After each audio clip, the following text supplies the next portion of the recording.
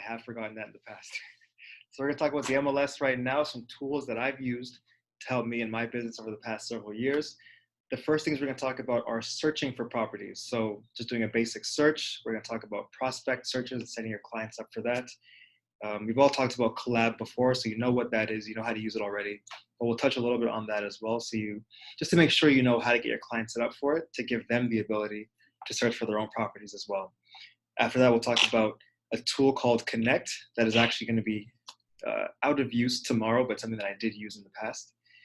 We'll talk about public records and geo warehouse. We're going to talk about the TREB Map and how to find properties using that, and the professional development section of the website as well. And then afterwards, we'll talk about strategies for placing and hopefully getting offers received for preemptive situations or multiple offer situations, okay? So as long as you guys can hear me all right, we'll go on. I'll share my screen right now. Just a sec. Okay, can you guys see my screen okay? Yes. Yes, I'll see you're different. Okay, perfect. So the very first thing, again, the most important part of your job as a realtor is finding the right properties for your clients. All right, so the first thing we're going to do is go into the search section of the MLS, and I'll give you some of the tools and the things that I use in here to make my searching a little more efficient, okay? So the very first thing you're going to see, of course, is this basic search page. We've all seen this before, but for anyone in the future who joins the brokerage who has no idea, this is what the search page looks like.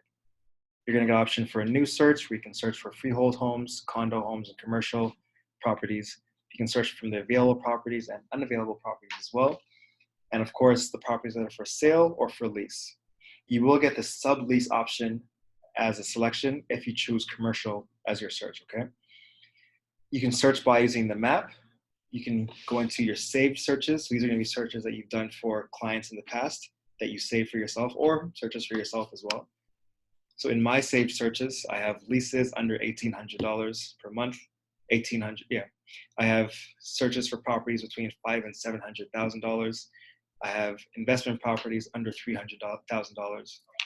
Justo listings, a search for my wife and I from 2016, and some townhomes in the Willowdale East area. So these are all searches that I've saved for myself, so I can just click on them, and all of the criteria is already set up for me. All right, of course, there's prospect searches, which we'll go into as well. So these are searches that you might save for some of your clients, so they receive those automatic emails every morning if there's a new property that matches their search. Predefined searches, so these are going to be, as you see here, just expired properties, lease condos. They have a bunch of different criteria here for the predefined searches that are already set up for you. And then of course, MLS search. So in this box, you enter an MLS number, and that particular property will pop up. You can enter as many MLS numbers as you want to in this section. All right, so we'll start with the basic search. Oh, actually, this box is hiding this here, but you also have today's listings. So you have the ability to set it up so that every morning you get this little box showing you how many new listings and how many listings have been updated in your preferred area. And I'll show you how to do that as well. All right, so going to a regular freehold search, all searches will be very similar, so we're going to use this as the default and as the example, okay? So let's say, for example, we're searching for a property in the Peel region. We're looking for a property in Mississauga. You're going to see a list of options for areas here in this first area box. Everywhere from Durham, Grey County, Halton region, Hamilton, Peterborough, Simcoe, Toronto, all across. Hi guys. Hey Moti, how you doing? Good. Just quick question. Is it recording? Yes, it is. Okay, great. Thanks. Yeah. So for this example, we're going to use Peel region, okay? For municipality, we're going to use my home city of Mississauga. And of course, every area is going to have their own municipalities listed. And we'll leave the community blank for now to give us the widest range of options. But if you got a client who said they just want to search for properties in the Clarkson area, you might click on Clarkson right here, okay? So for the address, we're likely not going to use this just yet because your client may not know which address or which home they're looking for. You can get a lot more specific when you have specific requests for certain street numbers or postal codes, for example. So scrolling down to prices and dates. Let's say we have a client who's looking for a detached home between 1 million and 100, or $1,100,000. So we're going to enter those prices here. The minimum is going to be $1 million, and the max will say $1,100,000. Okay. So you have 32 listings that match that criteria. Just to make sure we're not finding properties that are already sold conditional, I'd click on the sold conditional label here, SC, and I'll click on not. So what this means is that any properties that are sold conditional will not show up in my search. Again, it just makes the list a little bit cleaner. Most properties that are sold conditional do end up going firm, so I don't want to show my clients those properties. It really just wastes time if they want to see them and the house isn't doing showings. Let's just not bother with those altogether, okay? For property characteristics and type, you can choose almost any type of property here. They have attached homes, row homes, and townhomes, cottages, businesses, detached, duplex, fourplex, etc. You can scroll through all of these and you'll see the options. You've likely seen them before already. For now, we're going to choose detached. And of course, here again, you can choose the square footage for the type of home your client is looking for. Okay, now often I don't use this box because let's say, for example, you choose 1,100 to 1,500 square feet for your square footage, or something bigger for our price range, let's say 25 to 3,000. If that listing doesn't have the square footage on the listing, but it is that size, it's still not going to show up in this box, okay? So you might find that there might be 3 properties that match your criteria for size, but because the listing or the listing agent didn't put the square footage in the right spot when he was loading the listing on the MLS, you're not going to see it. So oftentimes I leave this blank and I hope that the listing will actually have the number maybe in the description or the client remarks. Okay, if they have a particular type of request for a basement, you can select that here as well. If they need a basement apartment, if they want a finished with a walkout basement, maybe just finished, you can select those here. And the bonus of this box is you can choose multiple types of basements as well. So if they want a finished basement, you can select that. If they also want to see basement apartments, you can select that there as well. Or I should say homes with basement apartments. So by clicking Command on a Mac laptop or Control on a Windows or PC, whatever you want to call it, hold that button and you can click on multiple options, okay? And similar for the square footage, I don't often select the age of the property. And again, for the same reason, if the listing doesn't have the age on it, you're not going to see it show up in your list of options, okay? Down here, if they have a specific number of bedrooms they require, you'll put that in here. Same thing with washrooms, kitchens, family room, elevator, etc. So we'll say they need a minimum of 4 bedrooms, and I'll leave the max blank. I normally leave that blank because if there are more than 4 bedrooms, it's going to be a bonus, especially if it's in that same price range, okay?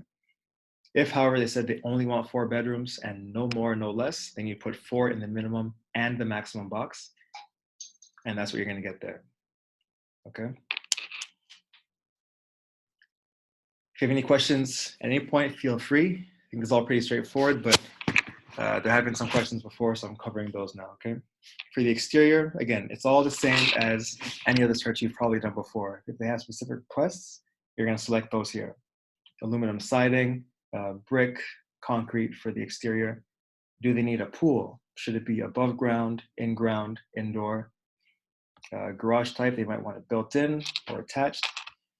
What I might normally select for the garage parking spaces or total parking spaces is at least 2. Most people have 2 cars when they live in a property that's $1 million. So I don't use garage parking spaces. I don't use drive parking spaces. I normally just opt for total parking spaces and say minimum 2 spaces. So that will combine the garage plus the driveway, okay? Now let's say, for example, they have a very specific or a very particular request that you can't find in any of these pre-selected options. For example, they want no carpet to be in the house. What I would do is select other fields and add a field. And then I'll go into remarks for clients. So on your listings, normally you see the description of the property at the bottom. You'll see them remarks for clients, and you'll see remarks for brokers as well. in remarks for clients, I might put something like no carpet and see if that has any results. So there's no results for that. We'll check hardwood throughout because those are common terms that you see for a hardwood home. Nothing there either. So let's see if hardwood shows up. Perfect. So there are 4 homes that list that they have hardwood in them, or hardwood is somewhere in those client remarks. Okay, so this narrows down the list again. Like some of the other criteria, it's not going to be perfect. It might not find all the properties that have hardwood, but as long as it was mentioned in the description of that property, you're going to know that that might tailor to your client's needs a little bit better, okay? And as a final example, let's say you only want to see just those listings. What you can do here is select list brokerage, and you'll type in justo. Okay, so I'll take that criteria off for now. Let me make this neutral as well. Actually, I don't think we have any freeholds in Mississauga right now for sale, so I'll take that off. Let's say Remax. No, Century 21. Perfect. So you can see how it works with that example, okay? If you want to see which listing brokerage or specific listing brokerage listings, you'd look for list brokerage in other fields and type in that listing brokerage's name, okay? And you can see a bunch of other special fields in this box here just by scrolling through. If you want to search by a phone number, you want to search by MLS number, everything that you might need that isn't in these default settings is going to be on this list here. All right, so let's see what the search pulls up for us. All right, 6161 10th line. Now, I'll do this in a separate video just so we're keeping this one very specific towards searches and MLS tools, but there are a lot of different information. There's a lot of different information you're going to see from this listing here. All right, so as I said, I'll do that for a separate video just to save time for now. So we're going to go into prospect searches. Let's say, for example, only this one listing showed up for your particular client looking for that very specific criteria. But they still want to work with you. They still want to see which properties show up that match those needs sometime in the future. What you can do straight from this page with all of your criteria already typed in is click on Create Prospect. Okay, this check mark in the top.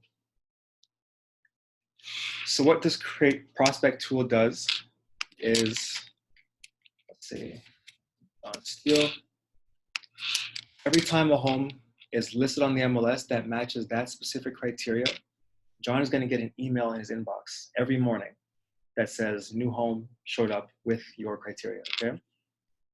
So we'll put John Steele in the full name here again.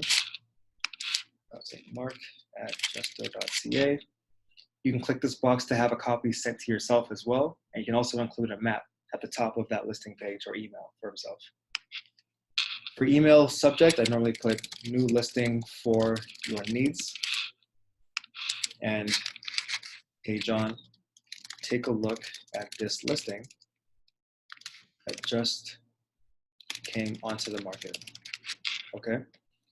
So every morning, they're gonna get an email that has new results for properties that match that criteria you just searched for, as long as there is something new to talk about. All right, so once you save prospect, they're gonna be signed up for that.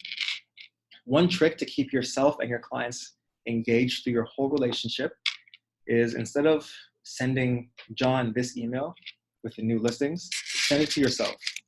So I'll say mark@personalemail.ca. But I'll keep the name as John, and I'll say new listing for John's needs. So now every morning, if there's a new home that matches John's needs, I'll get the email. And in order to add more value to John, I'm going to call him in the morning and say, hey, John, a new home popped up that I just found on the MLS for you. Take a look at this, and then forward him an email with that listing. So now John thinks, hey, Mark is doing work for me every single morning. There's a new home, matches my criteria, and he's aware of it at 8 o'clock in the morning. All right, so you could either send the email to John automatically, or for more engagement, send it to yourself and call John right after you read it. Does that make sense?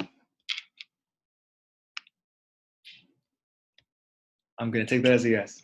All right, Next tool is Collab. Again, we've all seen this before, so I'm not going to talk about it too much. But Collaborate essentially puts the power in your client's hands, allows them to do the searching themselves, okay? As you can see, I have a client here, Mo, who we just purchased a property for in Innisfil. And he did a lot of searching himself because he's always very active. 2, 3 in the morning, he's on this thing. And he gives me texts in the mornings to say, hey, let's check out this property or that property in Innisfil, which is Simcoe region, close to Barrie. So in order to get your clients signed up for Collab and to give them that power, you simply go to the menu, click on Clients, and then New. Okay, so you can see I have a bunch of clients already signed up for it here. Click on New and then click on Client. Type in their first name. I'll say Mark, sorry, John. And then enter the email address. John at personal email. I'll say John's email.com. You can enter the rest of the details as well, but I haven't found much need to do that just yet. Okay, so first name, last name, and put his email address, and then save and invite client. So this is going to do is send John an email and an invitation saying, hey, you've been invited to use Collab. Looks just like this. This is the default email, okay? So once he receives that email, he's going to sign himself up for Collab, and he'll be instructed on how to actually use it to search for his own listings. And as you saw from my personal page here, oops, on the news feed, everything John searches, or whoever your client's name is, everything they search for, you're going to see right on this main page. So very similar to those prospect emails that you might send to yourself in the mornings. You can check on this every morning, maybe every afternoon, or whenever you'd like to, and say, hey, Mo, I saw you were searching for this property, or hey, I saw this property that came up. Now, you know that they looked at it already from Collab, but you could play dumb and say, hey, I saw this property. Looks like it might match your needs. Do you want to take a look at it tomorrow or this afternoon or on the weekend? And again, it's just another way to engage with your clients and keep you top of mind for them. There are so many realtors out there nowadays. A lot of them are using technology to their advantage, but they're only letting the computer automate their relationship. If you still make that phone call, you will differentiate yourself from most realtors out there. Okay? Any questions on Collab so far? I think it's pretty straightforward. If you do have questions, let me know, okay? Now, next, I would have talked about a tool called Connect. Now, when I was relatively new in the business, I did a lot of buying in Niagara Falls because some of my family does some investment over there. So I clicked on Connect on the left side of the menu here. I pulled up this page. There's a user agreement that you can read through. I have read through it years ago. If you don't want to, just click I accept this agreement. And essentially what Connect allows you to do is see properties from different boards. So the Ottawa Real Estate Board, you have access to the Barrie Board, Brantford, Cambridge, Guelph, Kitchener-Waterloo, Mississauga, and Hamilton-Burlington. And of course, different types of properties here on the right side as well. Now, the reason I'm not going to go too much into this now is because I read a news article recently saying that they're actually going to cut the relationship with this section of Collab. So all of these properties are no longer going to be listed on the Collab website. For whatever reason, it didn't go into details about that in the article, but essentially we're only going to have access to the Ottawa board and Hamilton-Burlington board, which we have access to separately already. So there's not much use for Connect right now. But if between today and tomorrow you have clients that want to see properties in Niagara Falls, here's where you'd find them, okay? So you go into residential, you click on the Ortis association or board.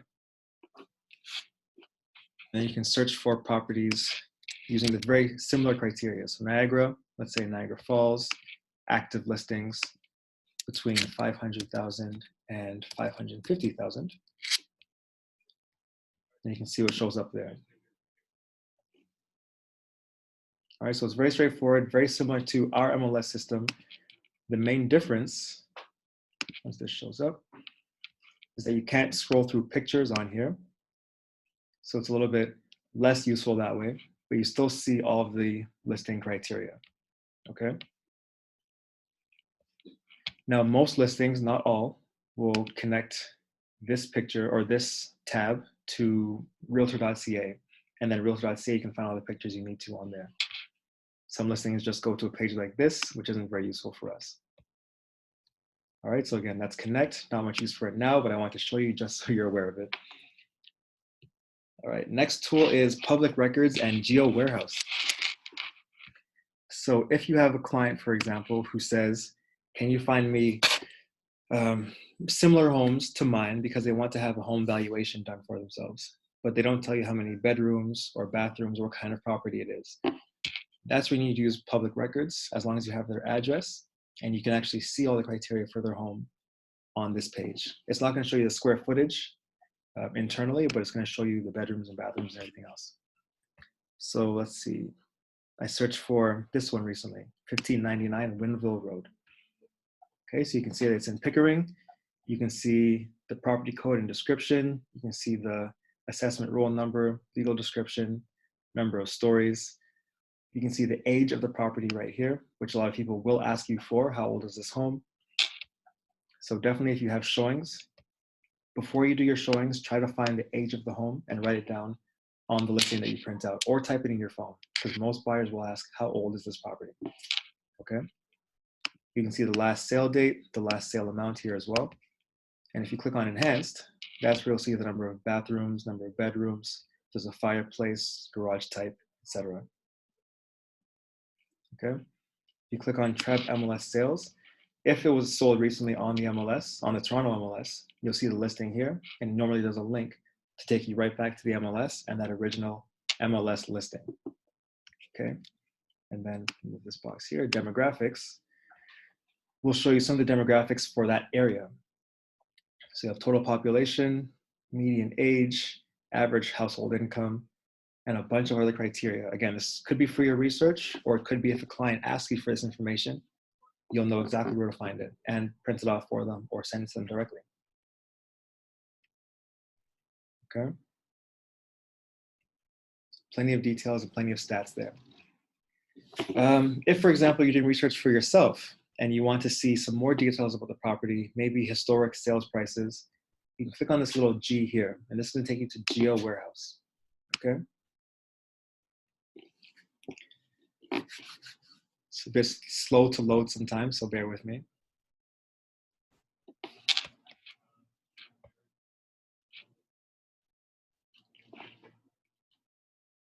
Any second now.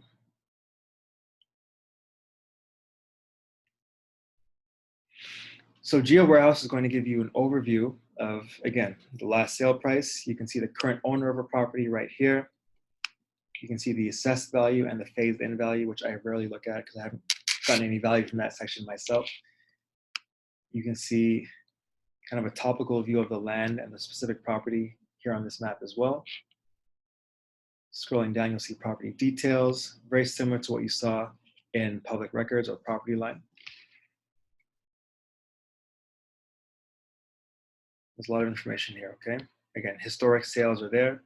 I have had clients ask me before, what was the original sale price of this house, or when was it first built, or some historical data. You can find all of that here on Geo Warehouse. Plans and surveys, property history, again, demographics, everything you need from a research and analytical perspective is going to be right here, okay? Again, all pretty straightforward, and you can definitely search that anytime you want to. Every TREB member has free access to those pages, okay? So those are those. Go ahead next for you, the TREB Map. All right, so a realtor asked me recently, how do I find a property in Toronto? Now this question comes up because if you're searching for, let's clear this here. Searching for a Toronto property in a specific area, let's say your client wants, I don't know, the Davisville area, for example, in Toronto, but you don't know which municipality it is because Torontonian municipalities are all labeled as C 1 through 15, and then E 1 through 11, W 1 through 10. Instead of Mississauga or Peel, where it's just Brampton, Caledon, Mississauga, Toronto's a lot more complicated. So what you can do in that case, if you can't find a property, is go into the TREB Map. Again, you can find the tool here in the bottom left. in your menu here, go into the map, and in search, you'll type in Davisville, Toronto.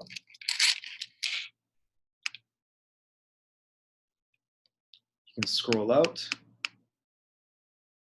and then click on municipalities, communities, and area should be automatically clicked. So scrolling out a little bit further, you're going to see that the community for Davisville is right here. So it's going to be Mount Pleasant East. If you want to see the municipality and not the community, click on that and you'll see it's C10. Okay, so when you're doing your search, you can then type in C10, and then you'll find Mount Pleasant East, Mount Pleasant West, and you can narrow down your criteria for your search that way. Okay, so this is a very useful tip for me when I did a lot more buying with clients in Toronto, because I didn't know where most things were when I was just learning about the city. So if they say they want to live in what's another popular area? There's a bunch of them. Let's say Lawrence Manor, for example, okay? Lawrence Manor, you just search there. And again, scroll out a little bit further. And you'll see that it's in C4. Okay, now this doesn't only work for Toronto. You can do this for any city, any neighborhood, or any community, anywhere in Ontario, within the Toronto real estate board, I should say. All right, so if you're looking for Port Credit, for example, type in Port Credit, scroll out once again, and you'll see that it's in Mississauga, okay? And again, you can break it down by communities to see all the different communities within Mississauga. So if you have a client that wants to live in Cooksville, you can search for that here. Lakeview, Mineola, etc. So that should help with your search in this particular section, okay? Perfect, there's that. And that's actually it. That's the last one I have on the list. So those are all the tools that I use personally when I want to help my clients find an appropriate property. You also have TREB stats. So if you're doing maybe social media posts and you want to share those stats for the market, click on the TREB stats link right here. Again, everything is going to be on the left side of the page. TREB stats will take you to this page, and you'll see stats for this year versus last year. So sales activity for February 2020 versus February 2019. Average sale price 2020 versus 2019. You can see charts and graphs, rental market stats, community stats, which has demographics again, and everything you need from again, a statistical point of view, which you could use for social media posts, or maybe if you write blogs, for example, you'll find all the information right here, okay? And guys, I think that's all I have for you now. Those are all the tools that I use. If you have any questions about any other tools, please feel free to ask me, okay? Any questions for now? All right, I will take your silence as a no. And if you have anything else, please feel free to get in touch. All right, talk to you guys soon. I'm gonna end the recording here. And that's it. That's all we got.